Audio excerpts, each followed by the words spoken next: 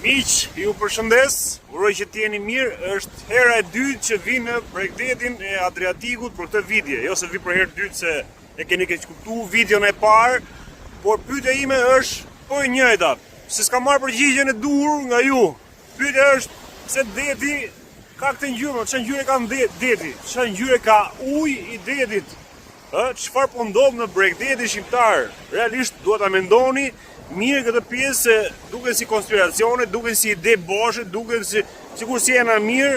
Realisht ju ftoj që ta ndiqni me vëmendje, ta shihni këtë dukuri, këtë fenomen të rrallë që s'ka ndodhur ndonjëherë. Është hera e dytë. Është hera e dytë dhe ka marrë guximin të vi sërish në Bregdetin e Adriatikut për se çfarë po ndodh në Bregdetin shqiptar.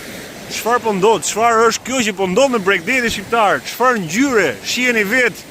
Shiheni vetë, o Fevzi, shihje se çfarë ngjyre ka marrë Bregdeti i Adriatikut. Nuk e di, a ndodh po njëra gjë në Palas, atje ku është Fevziu, korrespondenti jon, gazetari më i mirë në Shqipëri, që na transmeton her pas here ndodhit ngjarjet që ndodhin në Bregdetin e Jonit, kryesisht në Palas, atje ku shkon ai.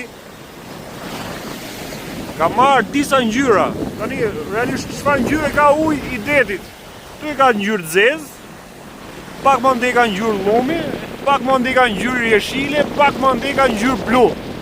Pastaj është edhe pjesa që bashkohet me qiellin, dhe a bashkohet deti me qiellin apo jo? Kjo është një pyetje tjetër pasuese, pasi të marrim përgjigje për atë se çfarë ngjyre ka uji i detit dhe ku është ai momenti ku bashkohet qielli me detin.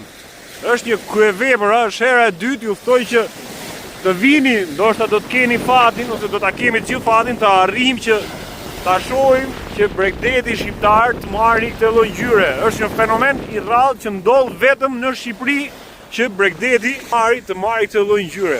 Siç e shihni, është dukuri e pazakontë që s'ka ndodhur ndonjëherë në rruzullin toksor. Këto janë shenjat që po vjen fundi, miq. Kështu që shijojeni, inshallah do keni fatin që të ndodhi për herë tretë. Unë e kam provuar dy herë, e kam parë dy herë që ka marrë këtë ngjyrë Bregdeti dhe uji i detit shqiptar. Kjo s'ndodh në asnjë vend botës.